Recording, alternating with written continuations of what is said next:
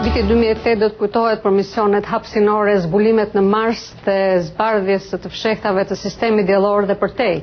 Materiali në vazhdim i hedh një vështrim sukseseve të NASA-s dhe së ardhmes së planeve të saj për të dërguar përsëri në hënë njeriun. Inxhinierët e NASA-s po shpejtojnë me projektin Constellation, duke ndërtuar dhe testuar raketa dhe kapsula që do të jenë mjetet e reja kryesore për eksplorimin e hapësirës nga njeriu. Në 2010 anënjet e hapësirës nuk do të përdoren më. Synimi i NASA-s, rikthimi i astronautëve në hënë deri në 2020.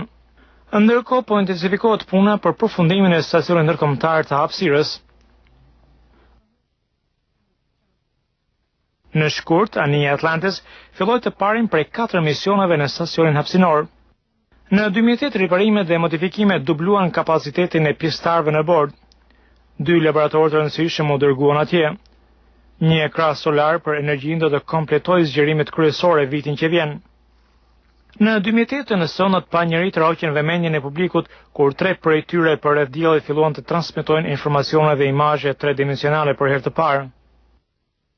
Sonda Cassini kaloi përmes unazave të Saturnit duke kthyer instrumentat e veta drejt hënës së planetit për analizimin e rrymave akullnajore që shpërthejnë nga brenda saj.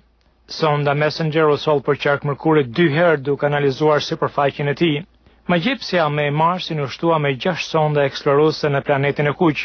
Por shumë momenti i motorheqjes erdhi kur sonda pa njeri Phoenix përfundoi udhëtimin 10 mujor duke zbritur në planetin e kuq në muajin maj. Sonda gërmoi në sipërfaqen e planetit dhe konfirmoi prezencën e ujit të akullt, shenjë kjo që mund të kishte patur jetë në Mars në të kaluarën. Teleskopi hapësinor Hubble vazhdoi të fokusohej në galaktikat e largëta, duke sjellë imazhet e galaksive që përplaseshin. 2008 do të kujtohet për imazhin e parë të teleskopit të një planeti jashtë sistemit tonë diellor. Pavarësisht pasigurive buxhetore, NASA ka planifikuar 8 misione thuajse të gjitha por në stacionin hapësinor para se flota anijeve të dalë jashtë funksionimit. Planet afatgjata të NASA-s janë ndërtimi një baze të përhershme në hënë që një ditë mund të përdoret si bazë për fluturimet e njeriut në Mars.